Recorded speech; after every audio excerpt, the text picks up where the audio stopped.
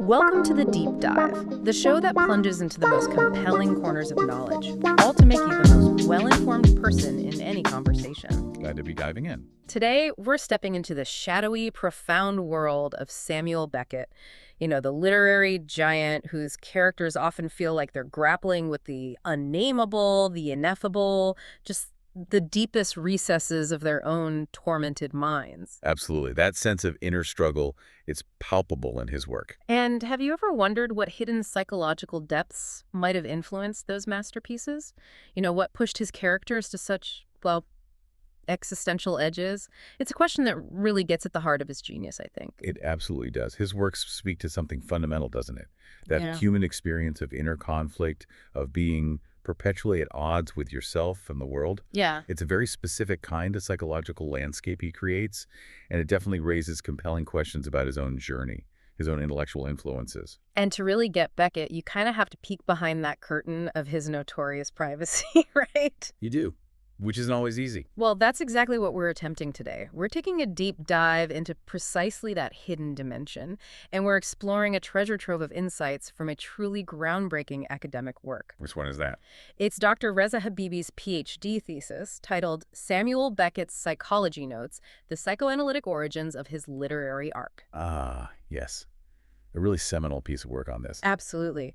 Dr. Habibi has meticulously traced the profound, sometimes surprising impact of psychoanalytic thought on Beckett's whole creative process. Fascinating stuff. So our mission today is to explore how Beckett, this man famously private about his inner life, how he engaged with these psychoanalytic theories back in the 1930s. Right. We'll discover how he used this psychoanalytic toolkit, and that's a key phrase, not just as, say, a patient seeking understanding. No, not but as an artist, shaping his iconic characters and narratives, and often in really surprising, subversive, and deeply personal ways. And what's truly fascinating there, I think, is how this intellectual engagement, which was initially driven by personal crisis, a real need for self-understanding, how that transformed into this powerful artistic method. It's not a simple case of him just, applying theories to his characters, sticking labels on them. Right, it wasn't paint-by-numbers psychology. Not at all. It was far more intricate, a process of absorption, intense critique, even creative distortion, you could say. He took these ideas, chewed them up, wrestled with them, and then spit them out in this uniquely Beckettian fashion. Okay, so prepare for some aha moments today, folks. Moments that might forever change how you read Beckett, and maybe even how you think about your own unconscious. It definitely makes you think. We'll trace the fascinating origins of Beckett's own psychology notes. We'll examine the key psychological themes he grappled with and unveil how these complex ideas pop up in celebrated works like Murphy, Molloy, Malone Dies, The Unnamable, and Krapp's Last Tape. A great lineup. So let's unpack this. What first drew Beckett down this particular psychological rabbit hole? The origins of Beckett's psychology notes and his psychoanalytic journey. Okay, so to start our journey, let's talk about Beckett's almost legendary habit of note-taking. He actually called himself a note snatcher, didn't he? He did, yeah. He gave you such a vivid sense of his intensity, that almost obsessive drive to record everything he read. And these psychology notes, compiled meticulously in the 1930s, they weren't just some, academic side project he fiddled with. Not at all.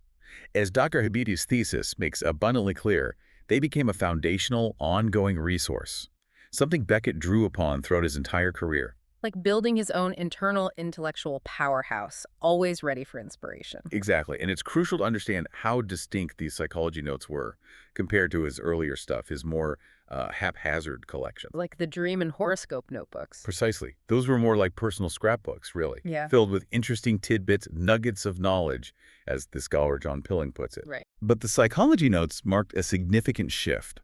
This wasn't just random gleaning anymore. It was a systematic exploration, a deliberate effort, as Dr. Habibi explains, to get inside the mind of the neurotic. Wow. It was a focused inquiry, a tool to dissect and understand the human psyche in a much more structured way than before. So this wasn't just intellectual curiosity driving him. What was going on in Beckett's life then? What pushed him towards this new systematic approach? What was the personal and creative context behind this deep dive into psychology? Well, if you connect this to the bigger picture, This period in the 1930s was one of profound personal and professional frustration for Beckett, just deep frustration. Okay. He'd resigned from teaching at Trinity College Dublin back in '32, a job he openly disliked.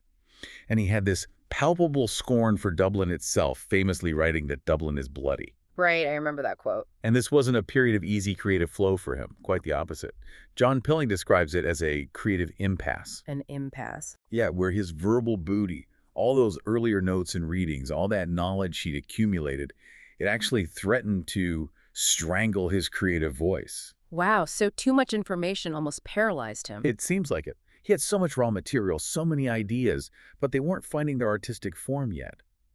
This stagnation, this creative blockage, seems to have been a key driver pushing him towards this new, structured inquiry into the workings of the mind. Almost as if he was searching for a new key, a way to unlock his own artistic voice. That makes so much sense. It sounds like a desperate search for a new way to understand himself, the world, maybe even a new language to articulate his internal experience. I think that's right. And it wasn't purely academic, was it? This exploration of psychology was tied intimately to a very personal crisis, a real upheaval in his own life. Absolutely. The scholarly consensus, and Dr. Habibi's work really emphasizes this, is quite strong that Beckett's intense dive into psychology was directly connected to what he himself called his own bloody flux of psychosomatic symptoms. The bloody flex? Yeah, this came right after the devastating death of his father in 1933. And you have to imagine the physical and mental toll this took. He experienced this whole array of distressing physical problems, boils, an anal abscess, eczema, severe colds, even pleurisy. Good grief. That's a lot. It is. And as scholar Matthew Feldman points out, these were highly distressing mental problems too, but they were manifesting very painfully in his physical body. It was a period of just intense suffering that really forced him to confront his inner world. That sounds incredibly debilitating. I mean, to be experiencing such a cascade of psychological and physical maladies, it's no wonder he sought help. Exactly. So these acute psychological issues, they ultimately led him to seek therapy in London. Yes. They were so severe they led Beckett to London, where he underwent 2 years of psychotherapy with W.R. Bion. Bion, who later became quite famous himself. Hugely influential, yes, but at the time he was a young trainee. And what's particularly fascinating here is the stark contrast between Beckett's initial self-perception and Bion's view of his condition. Well, Beckett, for years, had consciously cultivated his misery and solitude. He even saw them as an index of superiority, a sign of his arrogant otherness. So he thought his suffering made him special. Pretty much. He literally treasured these torments, believed they marked him out as a superior man, someone above the mundane concerns of others. Bion, however, saw this not as a sign of genius, but as a diseased condition rooted in his prehistory, like a bubble on the puddle that needed addressing. Wow, a diseased condition. That must have been hard to hear. A total clash of worldviews, really. So on one hand, Beckett is thinking, this suffering makes me unique, it's proof of my insight. And on the other, his therapist is basically saying, no, this is pathology, something we need to unravel and fix. That's a huge disconnect. How did he reconcile that? Or did he? He didn't, not cleanly anyway. And this is where Dr. Habibi identifies that crucial attraction-repulsion ambivalence in Beckett's whole approach to psychoanalysis. Attraction-repulsion. So, Okay. he sought understanding, maybe even a cure from Bion, driven by his suffering, right? But simultaneously, he developed this deep critical distance and almost visceral resistance to the therapeutic process itself. Right. And this ambivalence is starkly evident in the sudden disruption of his therapy with Bion in 1935. He actually wrote in 1935 that the analysis is going to turn out a failure, almost preemptively dismissing its potential. Predicting failure before it even finished. Exactly. And later in his novel, Murphy, he would dismissively refer to it all as therapeutic voodoo. Therapeutic voodoo, ouch. That's pretty strong. Definitely not a glowing endorsement. But did he ever concede it helped him at all, even a little bit? He did, which really speaks to the complexity of his feelings. Weeks before his death, actually, he admitted that lying on the couch, trying to delve into his past, he said it probably did help. I think it helped me, perhaps, to control the panic. Control the panic. Okay, so a pragmatic benefit, at least. Right. So despite the profound skepticism and the premature end to his therapy, he acknowledged something. And this internal conflict, this simultaneous fascination with psychological insights and a virulent resistance to its claims of cure, control, rational explanation, that became incredibly fertile ground for his art. So the tension itself was the fuel. Absolutely. For Beckett, it wasn't about finding neat answers, but exploring the tension itself, making that unresolved conflict the very engine of his work. And that's a crucial insight, isn't it? It suggests that for Beckett, creativity wasn't about resolving conflict, but maybe about living within it. How does that challenge the typical idea of an artist seeking resolution? It completely challenges it. He seemed to find more creative energy in the problem than in any potential solution. So these psychology notes weren't just like a diary of his therapy sessions. They were a tool for something else entirely. Exactly. They really served as a form of self-diagnosis for Beckett, a way for him to understand his own mental reality and his neurotic disturbances. As Matthew Feldman suggests, they were an intermediate stage, a kind of self-therapy that engaged with psychoanalytic ideas without him ever fully submitting to their authority or their explicit aim of cure. Right. It was a way to explore, dissect, grapple with these ideas entirely on his own terms, sifting through them for what resonated with his own experience. Rather than passively accepting a diagnosis from someone else, he was kind of his own patient and therapist in a sense. So, drawn to the insights but fiercely resistant to the idea of being fixed or neatly explained, that simultaneous push and pull must have created incredible energy for his writing, Yeah, absolutely. Yeah. allowing him to use the language of psychology while ultimately subverting its claims. Precisely. This unique dynamic, that fascination with psychoanalytic insights, coupled with a virulent resistance to its emphasis on cure, control, rational explanation, it became a powerful creative driver for him. Beckett used the textbook language he diligently recorded, yes, to shape his characters' inner lives, giving them psychological depth and complexity. But crucially, he often did so in ways that parodied or subtly undermined the very discipline he was studying. How so? He'd adopt the terminology, but then twist it, subvert it, maybe take it to an absurd extreme. He turned what might be a clinical diagnostic label into an artistic exploration of human absurdity and suffering. He used their tools to build his own, often quite defiant, structures. Key thematic interests from Beckett's psychology notes. Okay, so moving into the heart of the psychology notes themselves.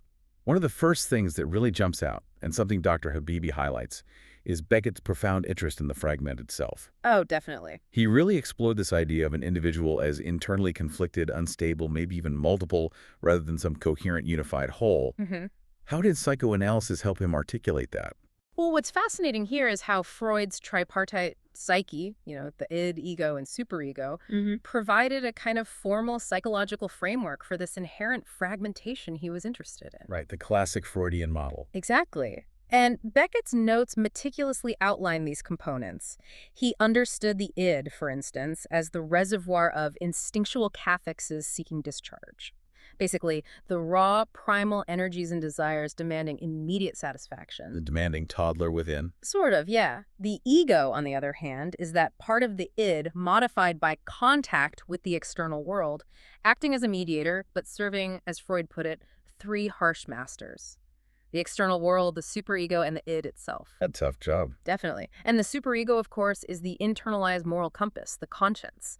Beckett even hand-drew Freud's diagram, which really shows his direct, almost clinical engagement with this structural model. He drew the diagram, wow. He did. And anxiety in this schema arises precisely when the ego fails to reconcile these forces, leading to that internal turmoil. So he wasn't just casually reading about these concepts, he was literally mapping them out.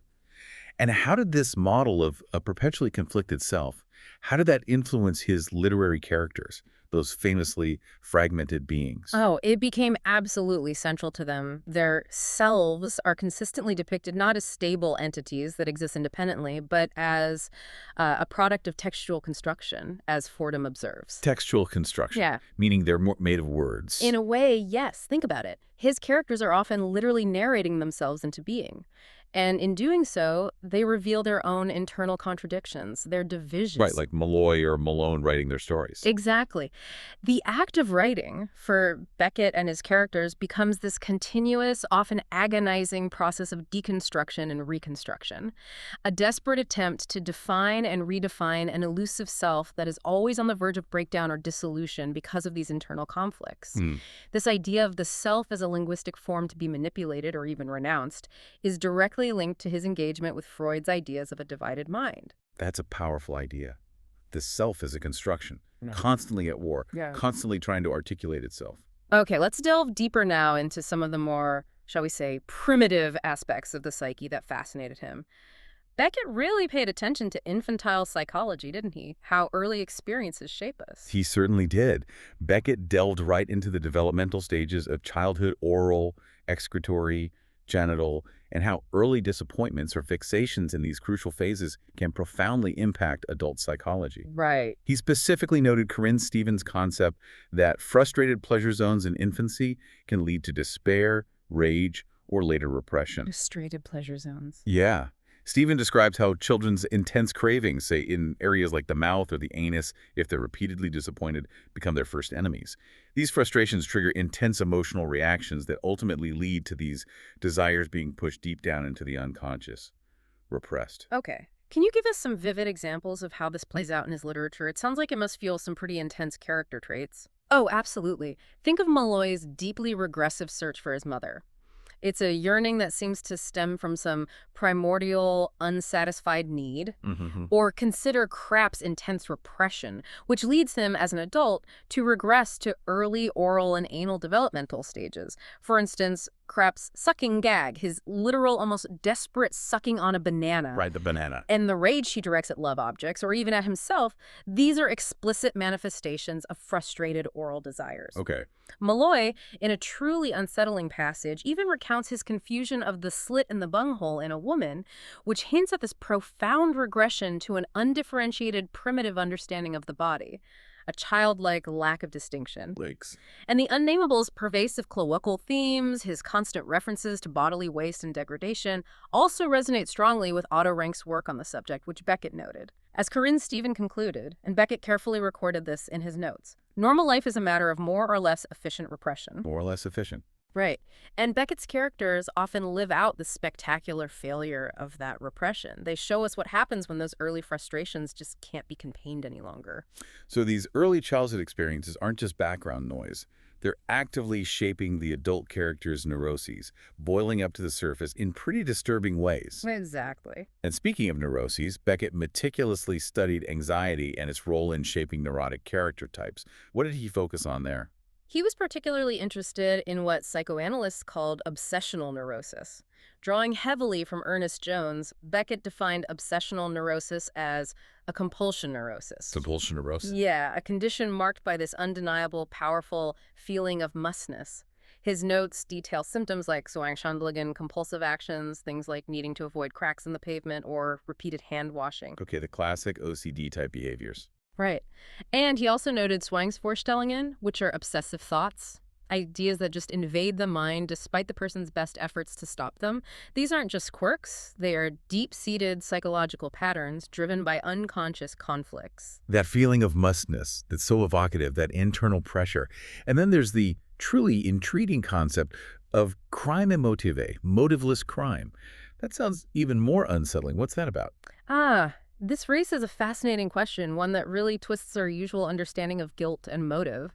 The crime emotive, a concept Beckett noted from Andre Gide and Corinne Stevens, proposes this fascinating reversal of causality. A reversal? Yes, a pervasive, fighting sense of guilt can actually precede a forbidden act. Guilt comes first. Exactly. The act itself is then committed not out of a clear motive, but almost to relieve that dread of undefined guilt, to give it a concrete, albeit arbitrary, external cause. So you might feel this intense, undefined culpability and then commit an act just to give that guilt a name, a reason. Wow, that truly turns everything on its head. Most people think you commit a crime and then feel guilty. This suggests the guilt comes first, looking for a crime to attach itself to. How did he translate such a complex, abstract idea into his character struggles? Well, we see this played out in a truly profound way throughout his works. Yeah. Think of Molloy's ambiguous guilt. We never quite know what he's actually guilty of, but that sense of culpability is just palpable. It's like the atmosphere around him. Right. Malone, too, struggles with this unspecific sense of accountability, as if the very act of existing is some kind of transgression. But it's in the Unnamable where this idea truly transcends simple causality. The Unnamable declares, "My crime is my punishment, that's what they judge me for. I expiate vilely like a pig, dumb, uncomprehending, possessed of no utterance but theirs." Chilling. Here, the crime isn't something external. It is the very condition of existence, and the punishment is inherent in that state. It moves far beyond any conventional psychoanalytic explanation, pushing guilt into the realm of pure, inescapable existential suffering. That's a chilling declaration. He's taking the psychoanalytic concept of guilt and pushing it into this realm of pure, inescapable existential dread. Okay, next, another fascinating aspect of Beckett's notes. His engagement with psychoanalytic theories of symbolism, particularly that powerful womb tomb imagery. Yes, Beckett was deeply interested in how symbols articulate primal experiences, especially the interconnectedness of birth and death. He meticulously outlined Ernest Jones's 6 characteristic attributes of the symbol in his notes. What were those, briefly? Well, they include things like its derived significance, its sensorial and concrete nature, its origin in primitive modes of thought, and its often unconscious origin. These weren't just abstract ideas for him, they were tools for understanding deeper, unspoken meanings, ways to tap into universal, primal human experiences. And the womb tomb is particularly evocative, isn't it? This idea of birth and death being inextricably linked, almost the same place, a cyclical journey. It is. Beckett specifically noted this as an ambiguity of symbols, writing down room for womb or for woman, and he underlined all 3 words in his personal notes, highlighting their phonetic and conceptual closeness. Room, womb, woman. Okay. And critics like Phil Baker have comprehensively shown how this womb tomb imagery is incredibly pervasive throughout Beckett's texts. It appears again and again as the central unifying motif that speaks to the cyclical, enclosed nature of life and death, beginnings and endings. Can you give us some direct examples from his works to really bring this abstract idea to life for us? Absolutely. Molloy literally opens in the mother's room, immediately plunging us into this primal space. And the narrative often plays with what scholars Ackerley and Gontarski call the rhyme of womb, room, and tomb. Womb, room, tomb. Exactly, creating this cyclical, enclosed sense of existence where the beginning and end converge, making life itself a kind of suspended state between the two. Trapped between them. In a way. And the Unnamable, too, experiences life as a pensum, a task or punishment for having been born. This connects powerfully to Otto Rank's work, which Beckett noted, where tossing in the grave is seen as an everlasting return to the womb. It collapses the distance between final rest and primordial origin. Wow. The very act of living is a burden that constantly pulls one back to the perceived comfort or maybe the terror of the prenatal state, a never-ending oscillation. That's incredibly profound, the idea that even in the grave, you're returning to a primal state. Now, let's move to a theme that some listeners might find unsettling, but which is undeniably central to Beckett's work and his engagement with primitive impulses. Scatology, the literary preoccupation with excrement. Yes, Beckett's intense and often unsettling preoccupation with scatology is deeply connected to primitive impulses and maybe surprisingly even to creative expression. Well, his notes reveal his understanding of the excretory stage as the second phase of the pleasure principle. In this stage, a child's sense of power, self-assertion, and what he termed infantile megalomania are expressed through excretory terms. Okay. For a child, controlling their bodily functions is a major source of pleasure and a demonstration of control. It's a primal form of self-expression and agency. And then there's the concept of coprosymbolism. What does that mean in this context? How does it connect to these early experiences? Coprosymbolism, as detailed by Jones and carefully noted by Beckett, describes how interest and value can transfer from excreta to other objects, often via intermediate coprosymbols. Like what? Think of a child playing with mud pies, odorless, or collecting sand dehydrated, or even pebbles and buttons. These seemingly innocuous objects become imbued with the primitive, unconscious significance of bodily waste, a kind of displaced fascination. Okay. Eventually, this can even extend to concepts like money, showing how deeply these early unconscious associations can shape our perception of value and worth throughout life. So the mind can unconsciously imbue something seemingly mundane, like a pebble or a coin, with a primitive significance of bodily waste. That's a fascinating and, rather gross leap. How did Beckett weave these visceral ideas into his narratives? Oh, he did so in incredibly visceral ways, often really challenging the reader's comfort.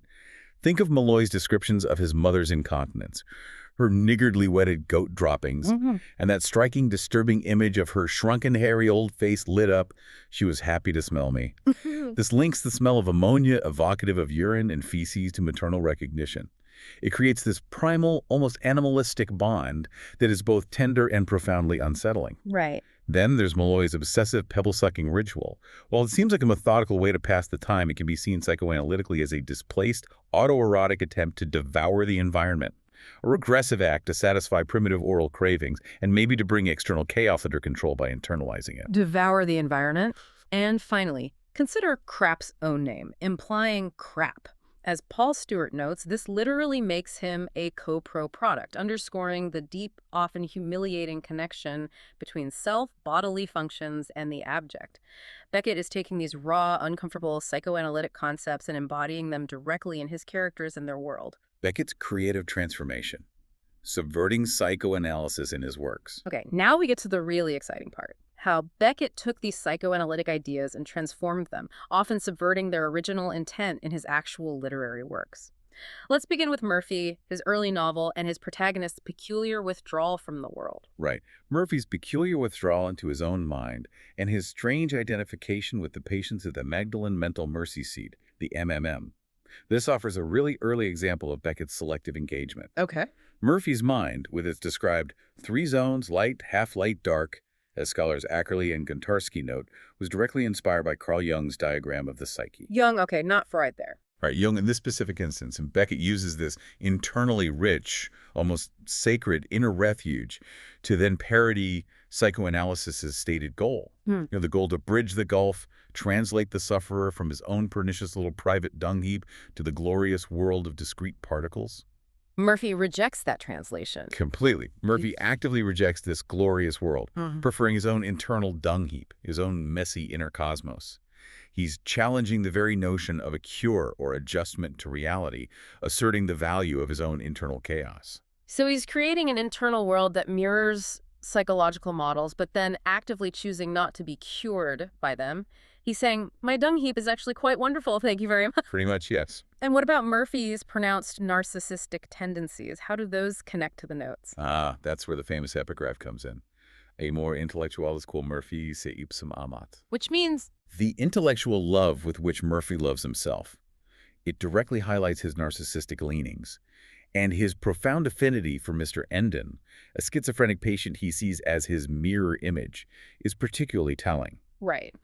Beckett directly connects this to Jones's definition of paraphrenia, a term then used for conditions like schizophrenia.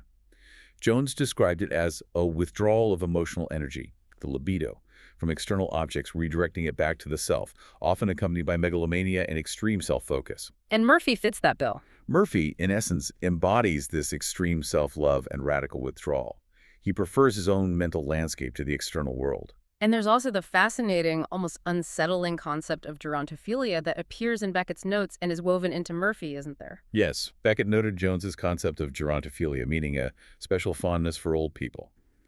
In Murphy, he initially uses this insight, quite literally and somewhat tenderly, describing the elderly Mr. Kelly flying a kite, a poignant image. But what's truly telling about Beckett's subversive artistic process is how he later, in Molloy, transforms this very same observation into something far more parodic and aggressively violent. Oh, how so? Molloy's encounter with an old man becomes this hateful, even brutal interaction, a far cry from fondness. This demonstrates Beckett's evolving and subversive engagement with psychoanalytic categorization. He twists a clinical term into a dark, comedic, even violent commentary on the grotesque realities of human interaction, rather than simply illustrating a psychological type. Right, he's not just illustrating, he's twisting it. From Murphy's retreat into self-love, let's move to Molloy.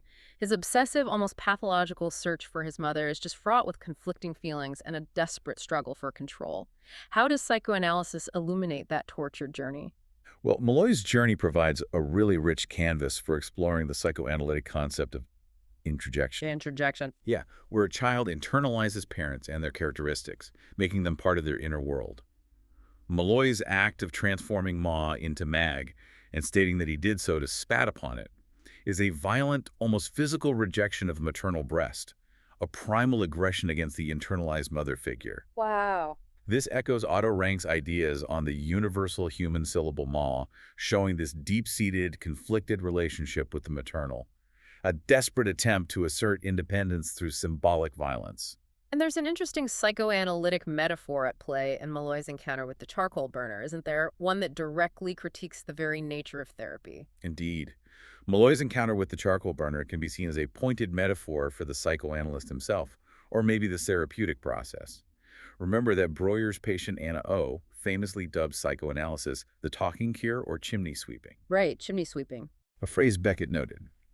The charcoal burner, however, is unable to provide clear directions or insights, having been born and lived his entire life in the dark.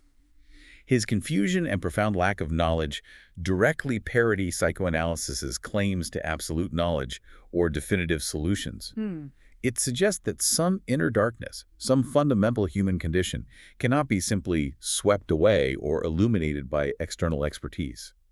It's a profound questioning of therapeutic authority. So the very act of seeking a cure is undermined because the supposed expert is lost in their own darkness. And Molloy's narrative itself seems to actively resist any kind of definitive reclamation or rational mapping of the unconscious. Precisely. Molloy's narrative actively resists psychoanalysis's ambition to reclaim the unconscious, much like Freud's metaphor of draining the Zuider Zee to make new productive land out of a swamp. Molloy describes a stinking, steaming swamp at the gates of the metropolis, and then expresses his profound indifference to this aspect of the question. This becomes a powerful, parodic dismissal of psychoanalytic efforts to rationalize and cure the messy, chaotic aspects of the human mind. He embraces the swamp, you could say, rather than seeking to drain or categorize it. His indifference is a radical act of defiance. And what about his famous pebble-sucking ritual? It starts out so methodical, almost a desperate attempt at imposing order, like a kind of self-therapy, but it collapses dramatically. Oh, the pebbles. That ritual perfectly illustrates the inherent tension between control and chaos within the psyche. While initially it's a methodical attempt to maintain order, to systematically move pebbles from pocket to pocket, sucking each in turn, it ultimately collapses into a recognition of two incompatible bodily needs at loggerhead. Incompatible needs. Right. This reflects the inherent tension between the pleasure principle, I want satisfaction now, and the reality principle, hold on, there are consequences, maybe wait. He admits that he didn't give a tinker's curse about being off my balance. So much for order. Exactly. This showcases the futility of perfect mastery over internal desires and the inherent chaos of the human mind. It allows Beckett to subvert rigid psychological frameworks and reveal the underlying inescapable conflict. From Molloy's chaotic quest and his defiance of order, we move to Malone Dies, a character who sets out to quite literally write his own death. This project seems profoundly framed by the psychoanalytic concepts of the death wish and the death drive. They sound similar, but they are quite distinct, aren't they? They are, and it's crucial to distinguish between them for understanding Malone. The death wish, as Beckett noted in his studies, is generally understood as a conscious desire for extinction, often fantasized as a peaceful return to the womb, the second mother, a comforting cessation of suffering. Okay, so a desire for peace. Right, and this wish is still driven by the libido, by eros, a form of pleasure-seeking in stasis, a quiet yearning. The death drive, however, is a more primitive, unconscious urge, as Freud explores in Beyond the Pleasure Principle. More primal. Much more. It's a relentless, ceaseless, often traumatic repetition, pushing the organism to return to an inorganic state of total equilibrium. It's not about peace. It's an underlying force pushing the organism through complicated detours to ultimately reach death, but in its own fashion, an unstoppable, destructive energy. Malone's project really embodies this distinction. Malone's condemnation of life seems absolute. He reduces existence to its most abject elements. He truly sees life as a burden. He does. Malone reduces existence to its bare, most abject functions, declaring, what matters is to eat and excrete. Dish and pot, these are the poles. Sark. It's a stark, almost brutal reduction of human experience. His descriptions of Moll's decaying body covered in gray hair, sparse and stiff, and that truly shocking image of Christ is in my mouth as a rotten crucifix. It blends the divine with the abject and profane. This is a direct challenge to any redemptive or spiritual meaning in suffering, replacing it with pure, visceral decay and a profound sense of disgust for life itself. And this notion of repetition, of going over and over the same ground, constantly losing and finding things, that seems deeply connected to Freud, too, almost a compulsion. It absolutely is. Malone's constant losing and finding certain objects, his forte games, where he repeatedly makes an object appear and disappear. These are a powerful literary manifestation of Freud's repetition compulsion. The forte game. Right. This re-experiencing of loss and absence is not merely a game or a whimsical pastime, but an underlying primitive force that shapes his creative project. It's a drive to repeat traumatic experiences, to relive the absence rather than simply remember them. It pushes him closer to that inorganic state. So what does this all mean for Malone's project of dying? Is his storytelling a form of self-therapy in this context, a way to manage these plagues he talks about? It is, but a very particular kind of self-therapy. We revisit that concept of pensum here, emphasizing Malone's acknowledgement of life as a task to be worked off, an idea stemming from Schopenhauer, meaning a punishment or a burden that must be completed. Right, the task. His storytelling, this continuous writing, serves as a desperate form of self-therapy, a way to deal with his plagues. But crucially, it's a therapy that acknowledges its own futility in the face of the death drive.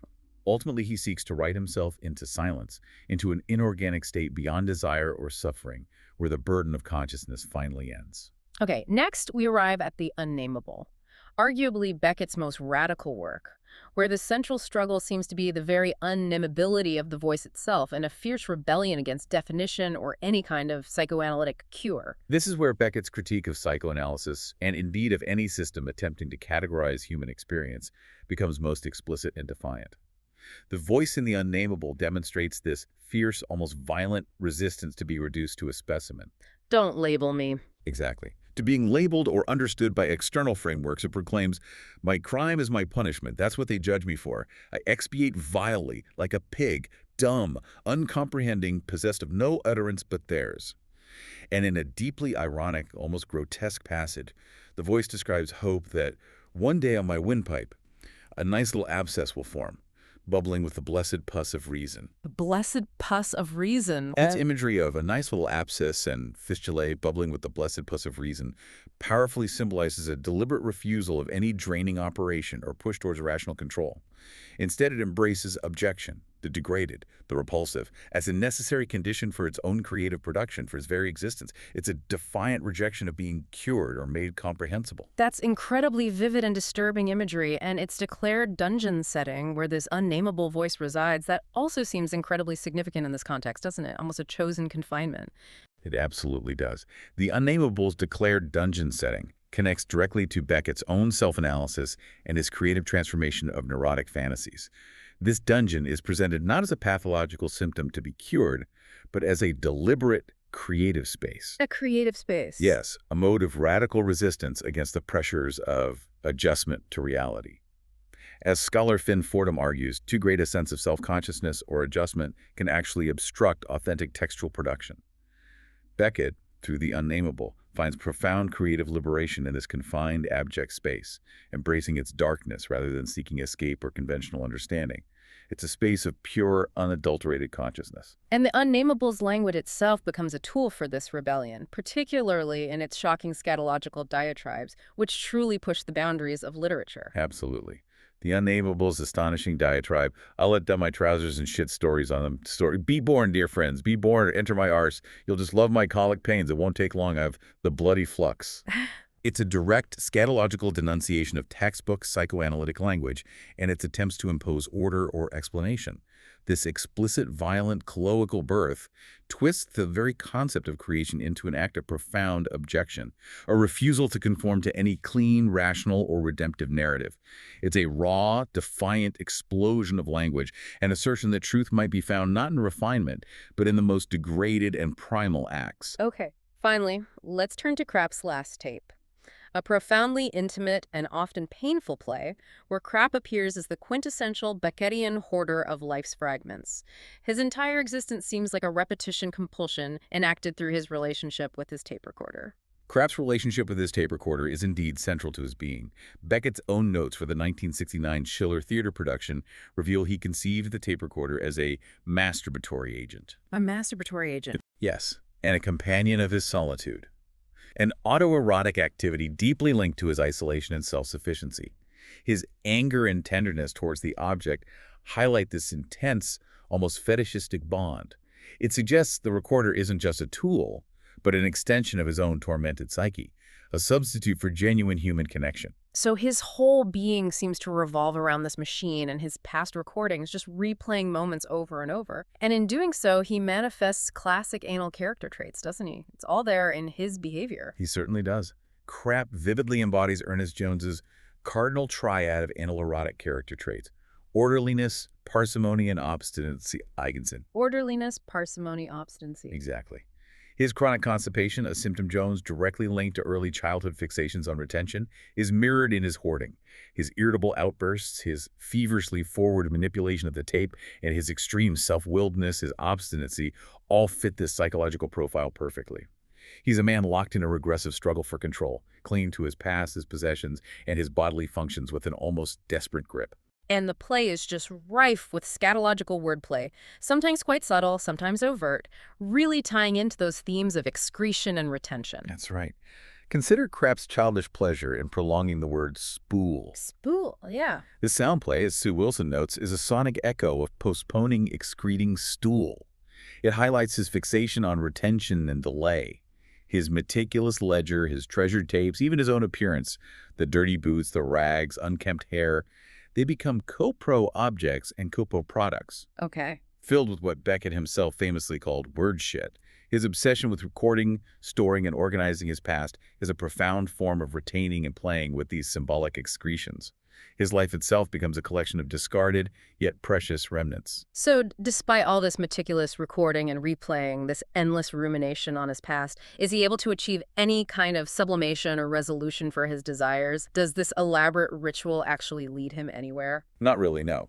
Krapp's constant struggle to keep him under, referring to his last fancies, his raw desires and impulses, ultimately undoes his resolutions and aspirations. Right. His failure of reconciliation between sexual desires and their renunciation highlights a miscarried sublimation. He can't successfully channel his primal urges into socially acceptable or creatively fulfilling forms. So the art doesn't save him? Not in that sense. His creative output, those 17 copies sold of his book, are ultimately also co-pro products, symbolically linked to waste. It underscores the futility of his aesthetic creation when contrasted with the raw, unfulfilled urges of procreation. His life, in its obsessive repetition, becomes this monument to the failure of transcending these primitive impulses, just a loop of longing and regret. Outro. Wow, what an extraordinary journey we've taken today, diving deep into the intricate, often paradoxical ways Samuel Beckett engaged with psychoanalysis. It's quite a tangled web.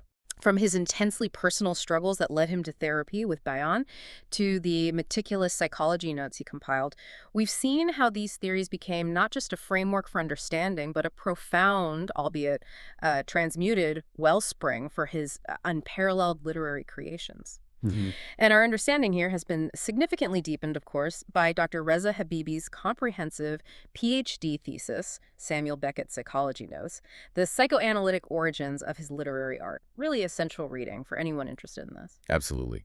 The key insight, I think, is that Beckett didn't simply apply psychoanalytic concepts as some rigid framework for explanation or cure. That wasn't his game. Right. Instead, he wielded them as this powerful toolkit to explore the depths of human abjection, irrationality, the inherent chaos of the mind. And crucially, he frequently subverted psychoanalysis's own authoritative language through masterful parody, biting irony, turning its clinical terms into artistic expressions of the human predicament. That attraction-repulsion ambivalence again. Exactly. That became the very engine of his unique literary art. It allowed him to both draw from and critically distance himself from these theories, forging something entirely new and unsettling. This deep dive, informed by Dr. Habibi's meticulous scholarship, has really allowed us to see how Beckett integrated this powerful tension into the very fabric of his narratives, pushing the boundaries of what literature could express about the inner self. Definitely. It's a powerful reminder that artists often find inspiration in the most unexpected and challenging places, transforming personal struggle into universal art. So what does this all mean for us?